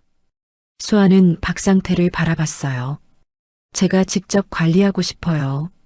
박상태가 잠깐 수아를 바라보다가 고개를 끄덕였습니다. 잘하실 거예요. 어머니 딸이니까. 수아는 아무 말도 하지 않았어요. 대신 복도 창가에 손을 얹었습니다. 창틀이 차갑게 손바닥에 닿았어요. 하지만 발 아래 건물은 단단하게 서 있었죠. 23년 동안 어머니가 딸을 위해 쌓아온 것들이 지금 이 복도 아래 단단히 박혀 있었습니다. 수아는 그 사실을 발바닥으로 느끼는 것 같았어요. 오래 서 있었습니다. 해가 조금씩 기울어 가고 있었지만 수아는 움직이지 않았죠. 골목 끝에서 아이들 목소리가 들려왔어요. 어디선가 저녁 밥 짓는 냄새가 희미하게 올라왔습니다. 수아는 그 냄새를 맡으며 마음속에서 무언가 조용히 자리를 잡는 것을 느꼈죠. 두려움이 완전히 사라진 건 아니었습니다. 하지만 겁이 나도 해야 할 일이 생겼다는 게 조금 달랐어요. 처음으로 앞이 보이는 것 같았습니다. 아주 작게, 아주 천천히. 사흘이 지났습니다. 민주는 그 사흘 동안 이혼 서류를 2번 더 꺼냈어요. 처음엔 식탁 위에 올려놓았고 두 번째엔 수아 베개 옆에 놓아뒀죠. 수아는 2번 다 아무 말 없이 서류를 서랍에 집어넣었습니다. 사인하지 않았어요. 민주는 그것이 못마땅했는지 저녁부터 목소리가 거칠어졌죠. 왜 아직도 사인을 안 하는 거야? 뭘 더 보자는 거야? 수아는 식탁을 정리하다가 멈췄습니다. 생각할 시간이 필요해요. 뭘 생각해? 이미 다 끝난 거잖아. 민준이 서류 봉투를 탁자 위에 3개 내려놓았어요. 소리가 좁은 거실 안에서 날카롭게 울렸습니다. 재산 분할은 깔끔하게 하자. 전세 보증금 반반. 그게 다야. 전세 보증금이요. 그거 말고 뭐가 있어. 너한테 있는 게 뭐야? 그 파트타임 알바비밖에 없잖아. 민주는 탁자 앞 의자에 앉으며 팔짱을 꼈습니다. 자신이 유리한 자리에서 정리를 하려는 사람의 자세였어요. 변호사 비용 들이기 싫으면 그냥 합의해. 깔끔하게. 수아는 소파 끝에 조용히 앉았습니다. 무릎 위에 손을 올려놓고 민준을 바라봤어요. 변호사 선임할게요. 민준이 처음으로 표정이 굳었습니다. 뭐? 제 쪽에서 변호사 선임할게요. 합의는 그 다음에 해요. 웃기는 소리 하지 마. 변호사 비용이 어디서 나와? 그 알바비로? 민주는 코웃음을 쳤어요. 수아는 아무 말도 하지 않았습니다. 눈을 내리깔지도 않았어요. 그냥 민준을 바라봤죠. 그 시선이 불편했는지 민준이 먼저 눈을 피했습니다. 됐어. 어차피 내가 버틴다고 달라지는 거 없어. 내가 더 잘 알잖아. 민주는 자리에서 일어나 안방으로 들어갔어요. 문이 거칠게 닫혔습니다. 수아는 그 소리를 들으며 탁자 위에 이혼 서류를 바라봤어요. 서류 위에 민준의 도장이 이미 찍혀 있었습니다. 주소와 이름이 또렷하게 인쇄된 흰 종이였어요. 수아는 서류를 집어들었습니다. 읽기 시작했어요. 한 줄 한 줄 천천히 읽었죠. 재산 분할 항목에 전세 보증금만 명시되어 있었습니다. 그 외 별도 재산 없음이라는 문구가 박혀 있었어요. 민주는 수아가 건물이 있다는 걸 모르고 있었던 거였습니다. 알 리가 없었죠. 수아는 서류를 내려놓고 소파 등받이에 천천히 기댔어요. 천장을 잠깐 바라봤습니다. 어머니가 왜 아무한테도 말하지 않았는지 이제 완벽하게 이해가 됐어요. 이런 상황을 미리 알고 있었던 거였죠. 수아는 눈을 감았다가 뜨고 자리에서 일어났습니다. 이혼 서류를 다시 봉투 안에 집어넣었어요. 서랍을 열고 그 안에 넣었죠. 그리고 서랍을 닫았습니다. 아직 사인하지 않았어요. 할 일이 먼저였습니다. 내일 법무사 사무소에 연락하기로 했어요. 재산 목록을 정확하게 정리해야 했죠. 어머니가 숨겨둔 것들을 이제는 수아가 지켜야 했습니다. 발 아래 바닥이 어제보다 조금 더 단단하게 느껴졌어요. 창밖으로 밤바람이 유리창을 가볍게 흔들었죠. 수아는 주방으로 가서 물 한 잔을 따랐습니다. 차가운 물이 목을 타고 내려갔어요. 손이 떨리지 않았습니다. 민주는 자정이 넘어서도 돌아오지 않았습니다. 어디 있는지 연락이 없었어요. 수아는 침대 위에 혼자 앉아 있었죠. 핸드폰 화면을 들여다보고 있었지만 연락을 기다리는 건 아니었습니다. 내일 만날 법무사 사무소를 검색하고 있었어요. 후기를 읽고 위치를 확인하고 예약 가능 여부를 살폈죠. 꼼꼼하게 3군데를 비교했습니다. 선택하고 나서 메모지에 주소와 전화번호를 적었어요. 파란 수첩을 펼치고 건물 주소를 다시 한번 확인했습니다. 세 채의 주소와 현재 세입자 현황을 메모지에 옮겨 적었어요. 글씨가 또렷하게 써졌죠. 손이 떨리지 않았습니다. 창밖으로 도시 불빛이 조용하게 빛나고 있었어요. 수아는 메모지를 접어 가방 안에 넣었습니다. 그러고는 파란 수첩을 다시 처음부터 펼쳤어요. 어머니가 23년 동안 써내려간 기록들이 또 눈에 들어왔죠. 한 줄 한 줄이 전부 수아를 향한 것이었습니다. 수아는 페이지를 천천히 넘기다가 특정 부분에서 멈췄어요. 어머니가 여백에 작게 써둔 메모였습니다. 수아가 결혼하던 해였어요. 임대 수익 전액별도 계좌 2월. 수아목. 그 옆에 짧게 덧붙여 있었죠. 민준이는 모르게, 수아는 그 네 글자를 오래 바라봤습니다. 민준이는 모르게, 어머니는 그때부터 알고 있었던 거였어요. 딸의 남편이 어떤 사람인지를 결혼식 날 처음 보는 순간부터 알고 있었던 거였죠. 그래서 더 철저하게 숨겨뒀던 거였습니다. 수아는 수첩을 덮었어요. 가슴이 먹먹하게 조여들었습니다. 어머니는 딸이 행복하기를 바랐을 거였어요. 그래서 결혼을 말리지 않았을 거였죠. 하지만 동시에 딸이 언젠가 혼자가 될 수도 있다는 걸 알고 있었을 거였습니다. 그래서 조용히 준비해뒀던 거였어요. 말 한마디 없이 23년 동안 수아는 핸드폰을 내려놓고 창밖을 바라봤습니다. 도시 불빛이 유리창에 은은하게 반사되고 있었어요. 이 결혼 생활 동안 수아가 무너지지 않을 수 있었던 게 어쩌면 어머니 때문이었을 거라는 생각이 들었습니다. 어머니가 어딘가에서 보고 있다는 느낌이 있었으니까요. 잘 살아라. 몸 챙기고. 결혼식 날 어머니가 했던 두 마디가 다시 귀에 울렸죠. 그 짧은 말이 가장 긴 응원이었다는 걸 이제야 알았습니다. 눈가가 뜨거워졌어요. 이번에는 눈물을 참지 않았습니다. 방 안이 어두워서 아무도 보는 사람이 없었으니까요. 눈물이 뺨을 타고 조용히 흘러내렸어요. 수아는 닦지 않고 그냥 뒀습니다. 잠깐 흘리고 나서 손등으로 눈가를 닦았어요. 그리고 다시 핸드폰을 들었습니다. 법무사 사무소에 예약 문자를 보냈어요. 내일 오전 10시로 잡았습니다.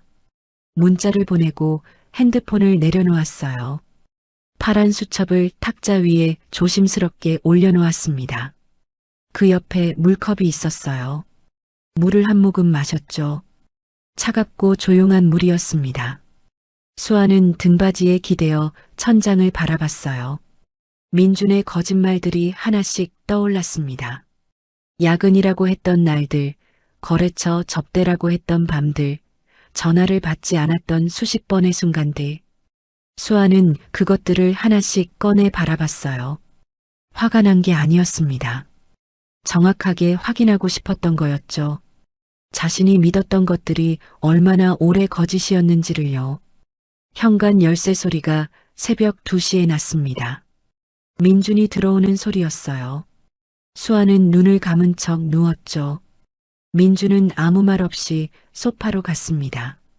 이불도 가지러 오지 않았어요. 방 안이 다시 조용해졌습니다. 수아는 눈을 떴어요. 창밖으로 도시가 조용히 빛나고 있었죠. 내일 할 일이 정해져 있었습니다. 그것만으로 충분했어요. 법무사 사무소를 다녀온 날 오후였습니다. 수아의 핸드폰으로 모르는 번호가 걸려왔어요. 받자마자 목소리가 먼저였죠. 정수아 씨 맞죠? 저 오지연이에요. 민준 씨랑 일하는 사람이요. 목소리는 낮고 부드러웠지만 그 아래 날이 서 있었습니다. 잠깐 만날 수 있을까요? 할 말이 있어요. 오래 안 걸려요. 수아는 잠깐 침묵했어요. 어디서요? 근처 카페로 올게요. 문자로 주소 보낼게요. 수아는 전화를 끊고 잠깐 핸드폰을 바라봤습니다. 일하는 사람이라고 했지만 목소리의 온도가 동료의 것이 아니었어요. 수아는 자리에서 일어났습니다. 카페에는 오지연이 먼저 와 있었어요. 창가 자리에 다리를 꼬고 앉아 있었습니다. 붉은 코트에 짙은 화장, 손끝에 커피잔을 가볍게 쥐고 있었어요. 수아가 앞에 앉아 오지연이 위아래로 한번 훑어봤습니다. 시선에 숨김이 없었어요. 앉으세요. 커피 시켰어요. 무슨 말하러 만나자고 한 거예요. 직접적으로 말씀드릴게요. 민준 씨랑 저 오래됐어요. 5년이에요. 수아는 아무 말도 하지 않았습니다. 오지연이 커피잔을 탁자 위에 내려놓으며 계속했어요. 민준 씨가 수아 씨한테 미안한 마음이 없는 건 아니에요. 근데 어쩌겠어요. 마음이 간 거니까. 그 말을 하는 표정에 미안함이 없었습니다. 오히려 담담한 척 여유를 부리고 있었어요. 이혼 서류 빨리 사인해 주세요. 우리도 정리하고 시작해야 하니까요. 왜 본인이 와서 그 말을 해요? 민준 씨가 말을 잘 못하는 편이라서요. 제가 더 명확하게 전달할 수 있을 것 같아서 왔어요. 오지연은 입가에 얕은 미소를 지었습니다. 수아를 동정하는 것도 아니고 미워하는 것도 아닌 표정이었어요. 그냥 처리해야 할 일을 처리하러 온 사람의 표정이었죠. 그게 오히려 더 가슴을 서늘하게 만들었습니다. 수아 씨가 뭘 바라는 건지 모르겠는데요. 솔직히 말하면 지금 수아 씨한테 남은 게 없잖아요. 그게 무슨 말이에요? 직업도 파트타임이고 어머니도 돌아가셨고 이혼하면 기댈 곳이 없는 거잖아요. 오지연의 목소리는 끝까지 낮고 부드러웠습니다. 하지만 내용은 수아의 가장 약한 곳을 겨냥하고 있었어요. 수아의 손이 무릎 위에서 조용히 쥐어졌습니다. 손끝이 차갑게 굳어졌어요. 오지연이 가방에서 명함 하나를 꺼냈죠. 저희 변호사예요. 합의 조건은 이쪽으로 연락하면 돼요. 조용하게 마무리하면 다들 편하죠. 명함이 탁자 위로 밀려왔습니다. 수아는 명함을 바라봤어요. 집어들지 않았습니다. 오지연이 잠깐 수아의 얼굴을 살폈어요. 기가 꺾이기를 기다리는 눈빛이었죠. 수아는 고개를 들어 오지연을 똑바로 바라봤습니다. 제 변호사가 연락할 거예요. 짧고 조용한 말이었어요. 오지연의 입과 미소가 잠깐 굳었습니다.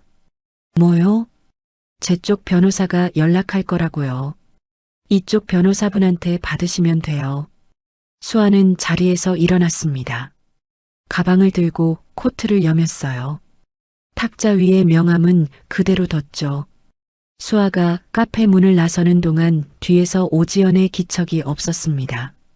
아무 말도 없었어요. 문이 닫히는 소리가 등 뒤에서 조용하게 났죠. 바깥 공기가 뺨에 차갑게 닿았습니다. 수아는 걸음을 멈추지 않았어요. 손을 코트 주머니 깊숙이 찔러 넣으며 걸었죠. 손이 아직 차가웠습니다. 하지만 떨리지는 않았어요. 민준이 5년이었다는 말을 들었습니다. 5년 동안 거짓말을 한 거였어요. 5년 동안 수아의 곁에 있으면서 다른 데 있었던 거였죠. 수아는 그 숫자를 씹으며 걸었습니다. 다음 할 일을 생각했어요. 울지 않았습니다. 지금은 울 시간이 아니었죠. 일주일이 지났습니다. 그 일주일 동안 수아는 움직였어요. 법무사를 만나 재산 목록을 정리했습니다. 건물 세 채의 등기권리증을 전달했고 임대 수익 내역도 넘겼어요.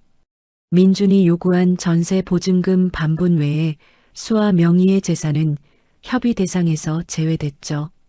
민준은 건물이 있다는 사실을 끝내 몰랐습니다. 알려줄 이유가 없었어요. 법무사가 상대 측 변호사에게 재산 내역을 전달했을 때 민준 쪽에서 처음으로 연락이 왔습니다. 야, 이게 무슨 소리야? 변호사가 왜 나오는 거야? 제 쪽 변호사가 진행하고 있다고 했잖아요. 그래서 뭘 어떻게 하겠다는 거야? 긁어부스럼 만드는 거잖아. 합의 조건은 변호사한테 전달해 주세요. 수아는 전화를 끊었습니다. 손이 떨리지 않았어요. 민주는 그날 이후 집에 잘 들어오지 않았죠. 수아는 빈 집안에서 혼자 저녁을 먹었습니다. 혼자 먹는 밥이 어색하지 않았어요. 이미 오래전부터 혼자 먹어왔다는 걸 이제는 알았으니까요. 협의 이혼 절차는 생각보다 빠르게 진행됐습니다. 민준 쪽에서 더 이상 끌 이유가 없었던 거였어요. 수아의 재산이 예상보다 없는 것처럼 보였으니까요. 건물에 대해서는 끝내 몰랐습니다. 서명하는 날 수아는 법무사 사무소에 혼자 갔어요.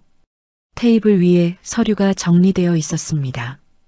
법무사가 페이지마다 서명할 곳을 짚어줬어요. 수아는 펜을 쥐었습니다. 첫 번째 서명란에 이름을 썼어요. 손이 멈추지 않았습니다. 두 번째 서명란, 세 번째 서명란, 네 번째 서명란. 끝까지 썼어요. 서명을 마치고 펜을 내려놓았습니다. 법무사가 서류를 모아 정리하는 동안 수아는 창밖을 바라봤어요. 거리가 조용했습니다. 사람들이 각자의 방향으로 걸어가고 있었죠. 이혼이었습니다. 2년 만에 결혼이 끝나는 순간이었어요. 수아는 그 사실이 생각보다 크게 흔들리지 않는다는 걸 느꼈습니다. 슬픔이 없는 게 아니었어요. 하지만 이미 많이 잃은 뒤였죠. 어머니를 잃었고 결혼 생활의 환상을 잃었고 믿었던 사람을 잃었습니다. 그 모든 것들이 한꺼번에 지나간 뒤라 이 순간이 오히려 조용하게 느껴졌어요. 수아는 자리에서 일어났습니다. 가방을 들고 법무사에게 인사를 했어요. 사무소 문을 나섰죠. 계단을 내려오는 동안 발소리가 조용하게 울렸습니다. 1층 문을 열고 바깥으로 나왔어요. 햇살이 얼굴에 닿았습니다. 따뜻하지는 않았지만 밝았어요. 수아는 걸음을 천천히 내디뎠습니다. 오늘부터 다음 일을 시작해야 했어요. 박상태에게 연락해서 건물 관리 인수 일정을 잡아야 했습니다. 세입자들과 직접 인사를 나눠야 했고 임대료 수납 계좌도 수아 명의로 바꿔야 했죠. 할 일이 많았습니다. 그게 오히려 좋았어요. 손을 움직일 일이 있다는 게 지금 수아에게 필요한 거였으니까요. 수아는 핸드폰을 꺼내 박상태에게 문자를 보냈습니다. 오늘부터 시작하고 싶어요. 시간 되시면 연락 주세요. 문자를 보내고 핸드폰을 가방에 넣었어요. 발걸음이 어제보다 조금 빨랐습니다. 서명이 끝났어요. 이제부터는 수아 혼자였습니다. 그리고 수아에게는 어머니가 남겨준 것들이 있었어요. 2달이 지났습니다. 이혼 서류에 서명하던 날로부터 꼬박 2달이었어요. 그 2달 동안 수아는 건물 세 채를 직접 관리하기 시작했습니다. 처음엔 모르는 것 투성이었어요. 임대차 계약서를 읽는 법부터 다시 배워야 했죠. 관리비 정산 방식, 수선 요청 처리 절차, 공실이 생겼을 때 대응하는 방법. 박상태가 옆에서 하나씩 짚어줬습니다. 수아는 받아 적고 확인하고 직접 해봤어요. 틀리면 다시 했고 막히면 물었죠. 처음 한 달은 손에 식은땀이 났습니다. 세입자에게 전화해서 임대료 수납을 확인하는 것도 목소리가 작게 떨렸어요. 자신이 건물주라는 사실이 아직 어색했죠. 하지만 2번째 달이 되자 조금씩 달라졌습니다. 세입자들의 이름을 외웠고 각 건물의 구조를 눈에 익혔어요. 어느 층 화장실 물이 잘 안 내려가는지, 어느 사무실 창문이 바람이 드는지, 작은 것들부터 파악해 나갔죠. 박상태는 수아가 빠르게 익히는 걸 보면서 조용히 웃었습니다. 어머니랑 똑같은 방식으로 배우시네요. 어머니도 이렇게 했어요? 어머니도 처음엔 뭐든 직접 보러 오셨어요. 사무실 구석구석 다 돌아보고 메모하고.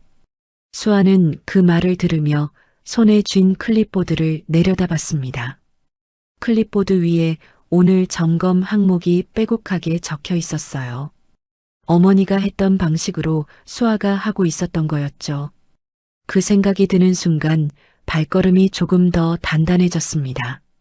이날은 서대문구 건물 정기 점검일이었어요.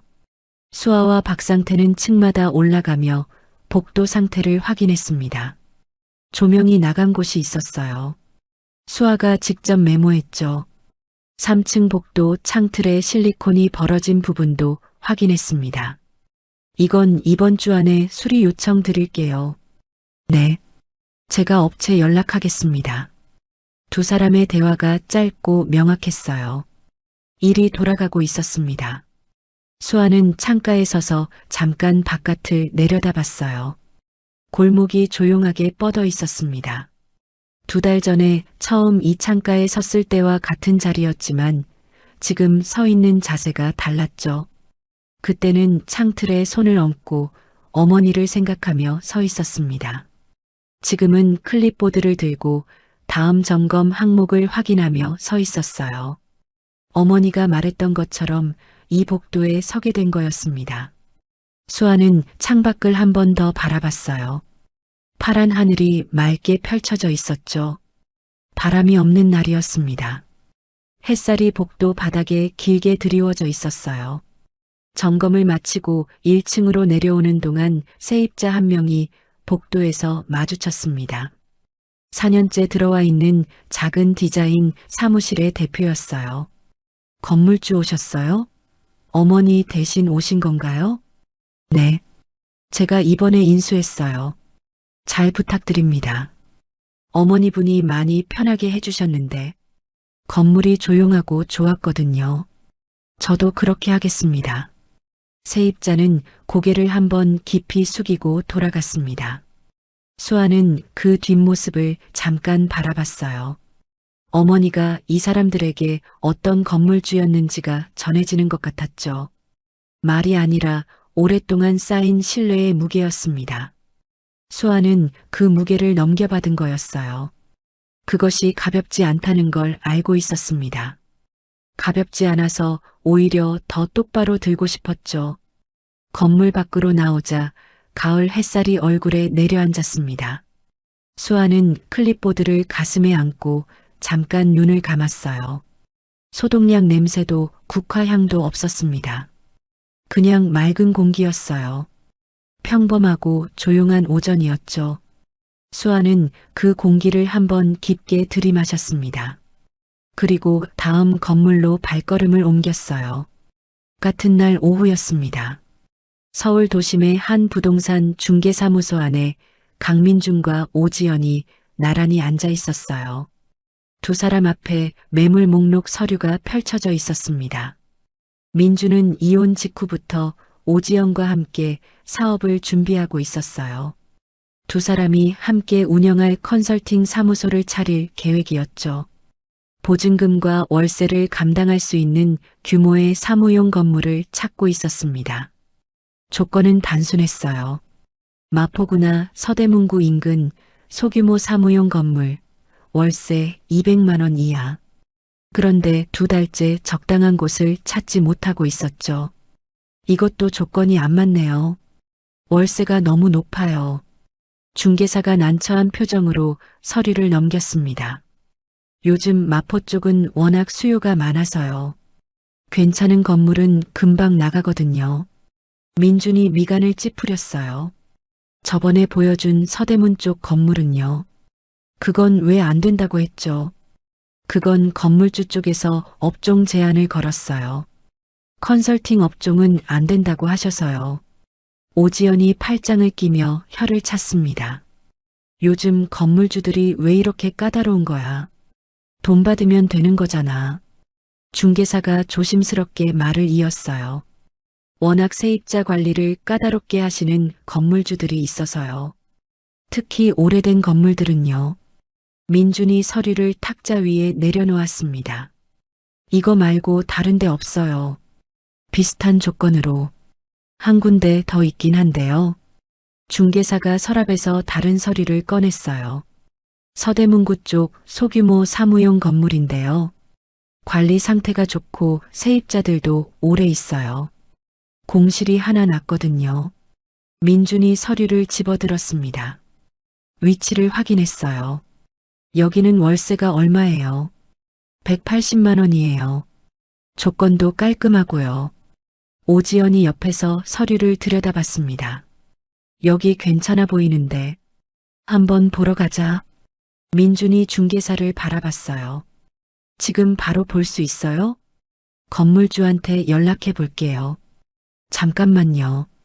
중개사가 핸드폰을 들었습니다. 신호가 2번 울리고 연결됐어요. 안녕하세요. 저 중개사무소인데요. 3층 공실권 임차 희망하시는 분들이 오늘 방문 가능한지 여쭤보려고요. 전화기 너머에서 짧은 대답이 들렸습니다. 네. 오후 3시 이후에 오시면 됩니다. 중개사가 전화를 끊고 두 사람을 바라봤어요. 3시 이후에 오시면 된답니다. 건물주분이 직접 상주하고 계셔서요. 건물주가 직접 있어요? 네. 최근에 직접 관리하시기 시작했다고 하더라고요. 꼼꼼하게 챙기시는 편이라고. 민주는 별 관심 없다는 듯 코트를 집어들었습니다. 알겠어요. 3시에 맞춰 갑시다. 두 사람은 중개사무소를 나섰어요. 거리 위로 흐린 하늘이 낮게 깔려 있었습니다. 민주는 오지연의 어깨에 손을 얹으며 걸었어요. 이 사람이 자신이 버린 여자가 남긴 건물로 걸어가고 있다는 사실을 아직 알지 못했죠. 오후 3시 5분이었습니다. 수아는 건물 로비 안쪽에 서서 서류를 검토하고 있었어요. 박상태가 아침에 전달한 공실 임차 문의 내용이었습니다. 컨설팅 업종, 2인 운영, 3층 희망이라고 적혀 있었어요. 수아는 서류를 클립보드에 끼우고 입구 쪽을 바라봤습니다. 3시가 넘었으니 곧 올 거였어요. 그때 건물 유리문 너머로 두 사람의 실루엣이 보였습니다. 남자와 여자였어요. 나란히 걸어오고 있었죠. 수아는 자연스럽게 입구 쪽으로 시선을 고정했습니다. 유리문이 열렸어요. 먼저 들어선 사람이 고개를 들었습니다. 강민준이었어요. 민준의 눈이 로비 안쪽에 서 있는 수아와 정확하게 마주쳤습니다. 그 순간 민준의 발이 멈췄어요. 한 발짝도 더 들어오지 못했죠. 표정이 굳었습니다. 눈이 커졌다가 금방 작아졌어요. 입이 열릴 듯 말 듯 했습니다. 뒤따라 들어오던 오지연이 민준의 등에 부딪혔어요. 왜 멈춰? 오지연이 고개를 들었습니다. 수아와 눈이 마주쳤어요. 오지연의 얼굴에서도 표정이 빠져나갔습니다. 로비 안이 순간 조용해졌어요. 세 사람이 그 짧은 정지 상태 안에 있었습니다. 수아는 움직이지 않았어요. 표정도 바꾸지 않았습니다. 심장이 한번 크게 뛰었지만 손은 클립보드를 그대로 쥐고 있었죠. 먼저 입을 연 건 수아였습니다. 어서 오세요. 3층 공실 문의하신 분들 맞죠? 목소리가 흔들리지 않았어요. 낮고 차분한 목소리였습니다. 민주는 아무 말도 하지 못했어요. 눈이 수아의 얼굴에서 재킷으로, 클립보드로, 다시 얼굴로 움직였습니다. 수아가 건물주라는 사실이 아직 머릿속에서 자리를 잡지 못하는 것 같았어요. 여기 건물주가 당신이야? 민준의 목소리가 낮게 깔렸습니다. 어색하고 잠긴 목소리였어요. 네, 제가 건물주예요. 들어오시죠. 수아는 몸을 돌려 계단 쪽으로 걸음을 옮겼습니다. 앞장섰어요. 뒤에서 민준이 따라오는 발소리가 났죠. 오지연도 따라오고 있었습니다. 계단을 오르는 동안 아무도 말이 없었어요. 수아는 앞만 보고 걸었습니다. 한 계단 한 계단 올라가며 발바닥 아래 건물의 단단함을 느꼈어요. 23년 동안 어머니가 지켜온 건물이었습니다. 이 계단을 어머니도 혼자 올라왔을 거였어요. 수아는 그 생각을 하며 3층에 다다랐습니다. 공실 문 앞에 섰어요. 열쇠를 꺼내 잠금을 열었습니다. 문이 조용히 열렸어요. 햇빛이 없는 흐린 오후라 실내가 약간 어두웠습니다. 수아가 조명을 켰어요. 들어오세요. 민준과 오지연이 안으로 들어왔습니다. 민준은 공간을 둘러보다가 수아를 바라봤어요. 뭔가 말하려는 것 같았지만 말이 나오지 않는 것 같았습니다. 오지연은 창가로 걸어가 바깥을 내려다봤어요. 표정 관리를 하고 있었지만 어색했습니다. 수아는 클립보드를 들고 설명을 시작했어요. 전용 면적 20평이고요. 현재 상태 그대로 입주 가능합니다. 관리비는 별도로 월 20만 원이에요. 정수아 씨, 민준이 불렀습니다. 수아는 클립보드에서 눈을 들었어요. 계약 조건 더 설명해 드릴게요. 임대 기간은 기본 2년이고요. 잠깐, 나 할 말이 있어. 계약 의사가 있으시면 서류 작성하시고요. 없으시면 오늘은 여기까지예요. 수아의 말이 짧고 명확했습니다. 감정이 없는 말이 아니었어요. 있는데 드러내지 않는 말이었죠.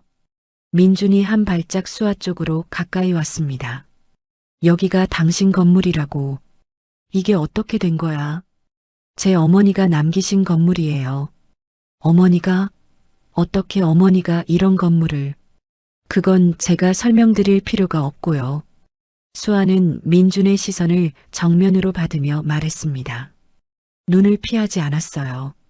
민준의 얼굴이 복잡하게 변했습니다.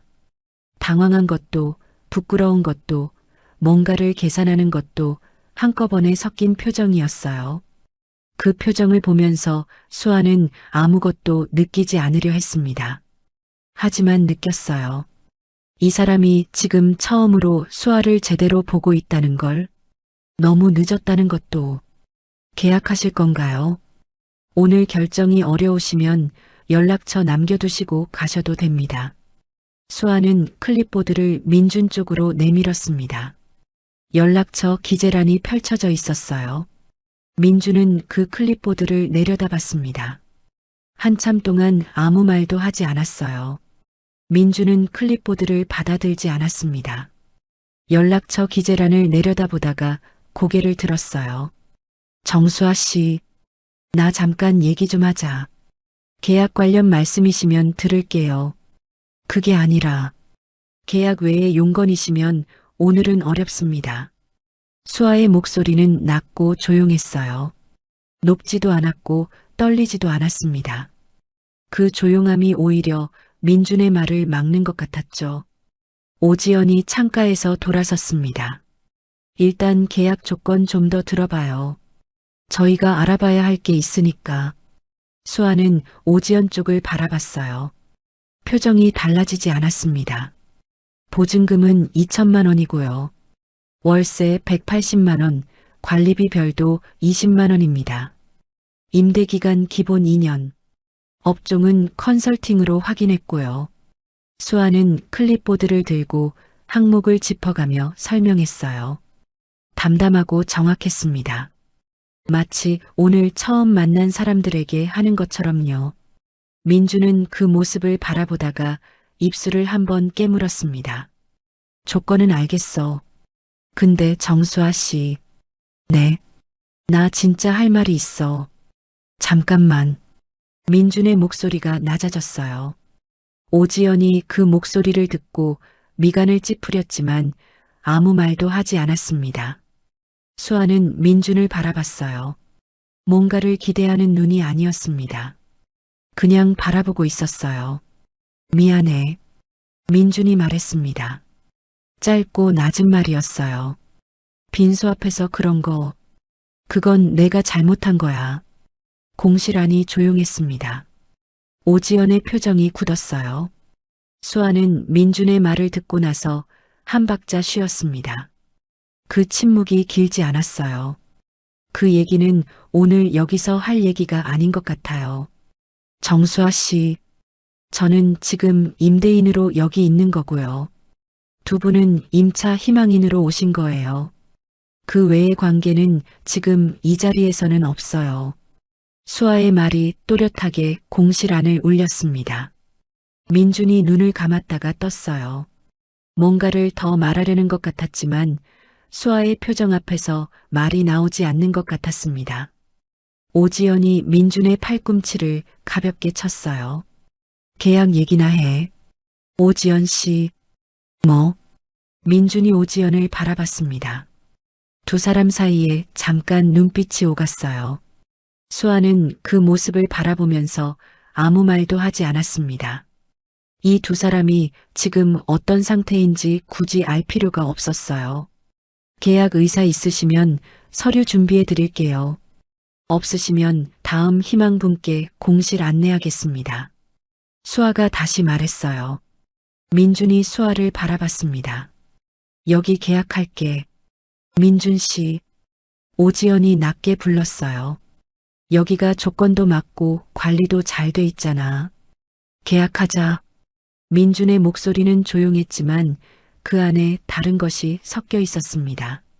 수아 옆에 있고 싶다는 것인지, 자신이 버린 것을 되찾고 싶다는 것인지, 아니면 그냥 이 공간이 마음에 든 것인지 알 수 없었어요.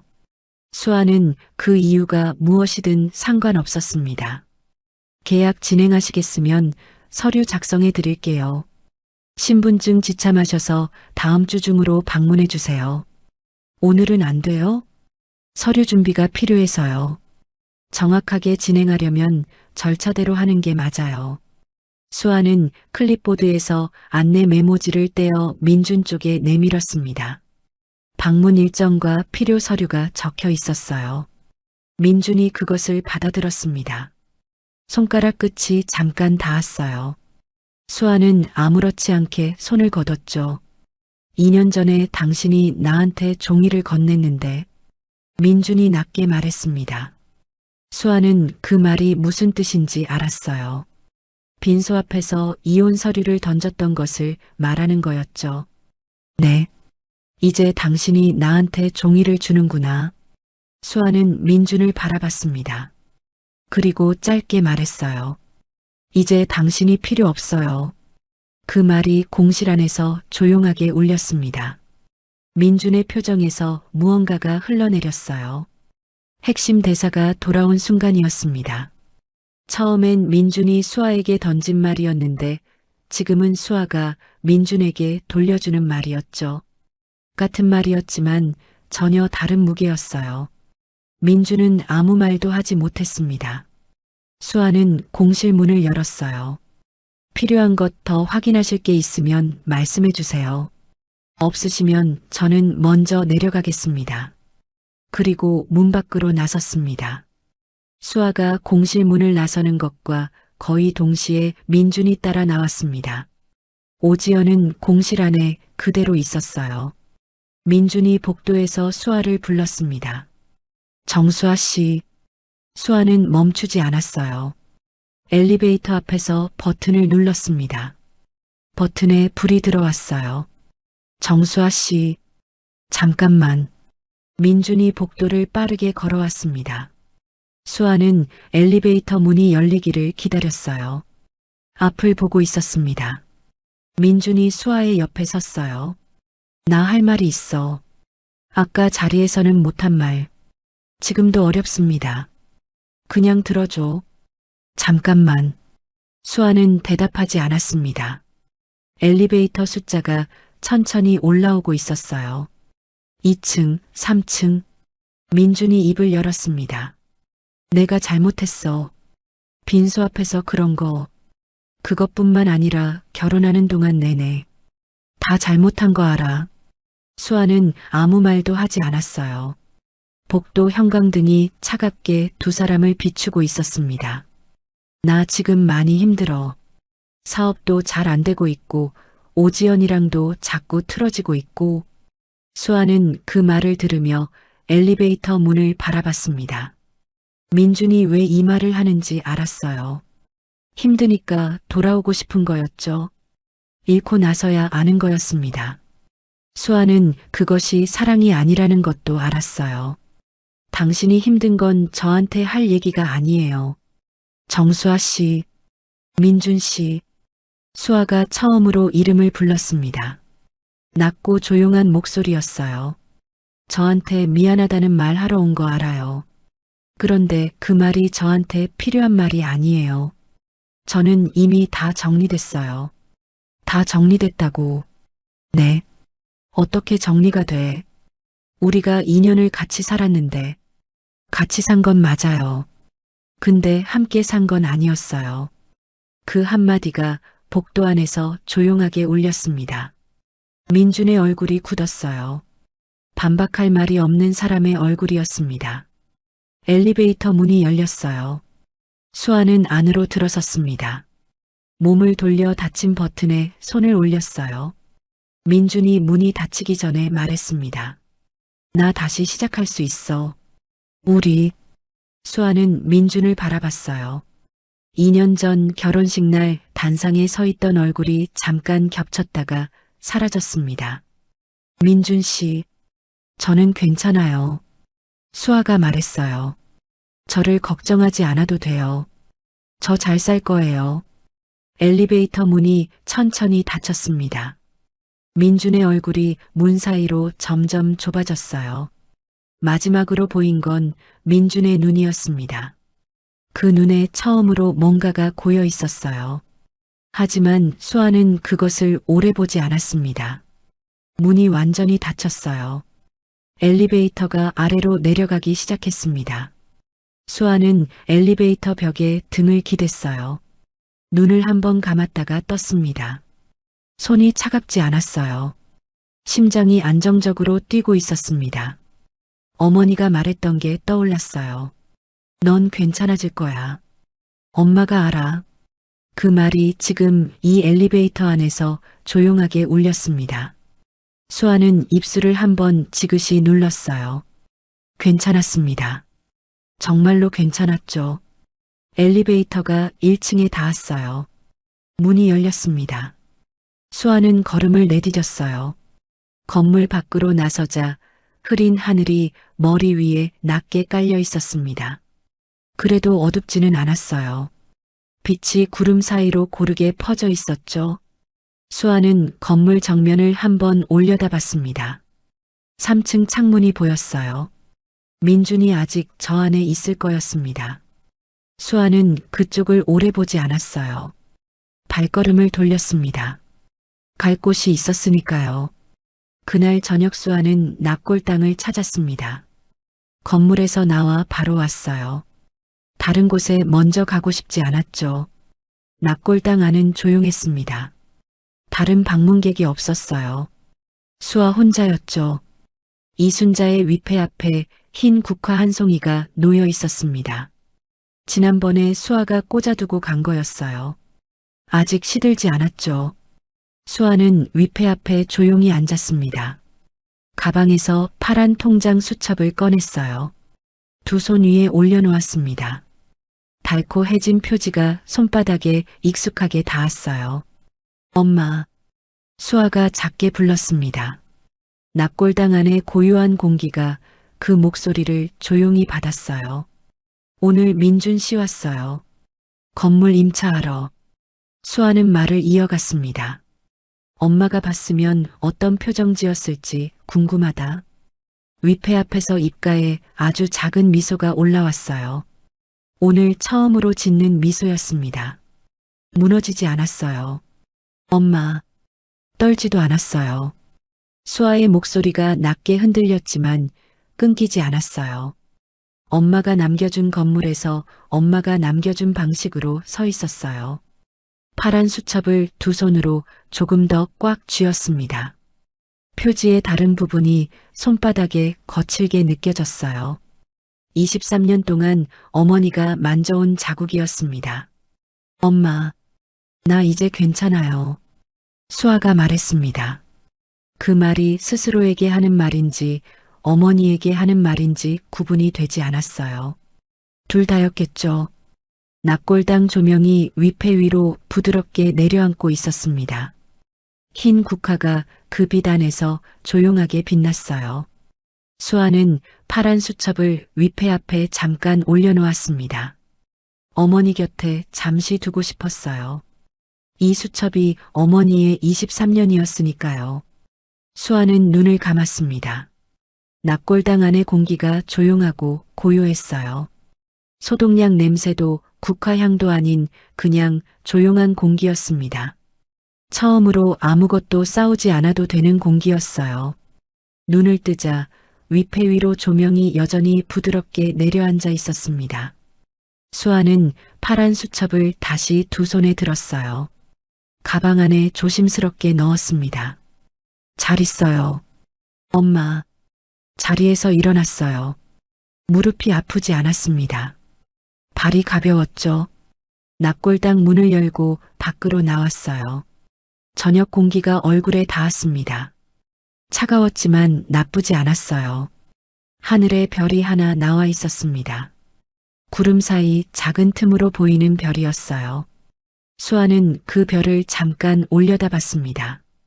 오늘 하루가 길었어요. 많은 일이 있었죠. 하지만 지금 이 순간 수아의 가슴 안에는 조용한 것이 있었습니다. 오래 없었던 것이었어요. 수아는 걸음을 내디뎠습니다. 파란 수첩이 가방 안에서 조용히 함께였어요. 어머니가 23년 동안 그랬던 것처럼 수아 곁에 조용히 있었죠. 정수아는 혼자였지만 혼자가 아니었습니다. 그렇게 이 이야기가 끝났어요. 오늘 이야기 어떠셨나요? 가장 조용한 자리에서 가장 오래 기다려준 사람이 떠오르셨나요? 말 한마디 없이도 평생을 곁에 있어준 사람. 오늘 여러분 곁에도 그런 분이 계신가요? 이 영상이 좋으셨다면 구독과 좋아요 꼭 눌러주세요. 댓글에 오늘 이야기를 보고 떠오른 분의 이름을 적어주셔도 좋아요. 다음 이야기도 곧 찾아올게요. 기다려주셔서 감사합니다.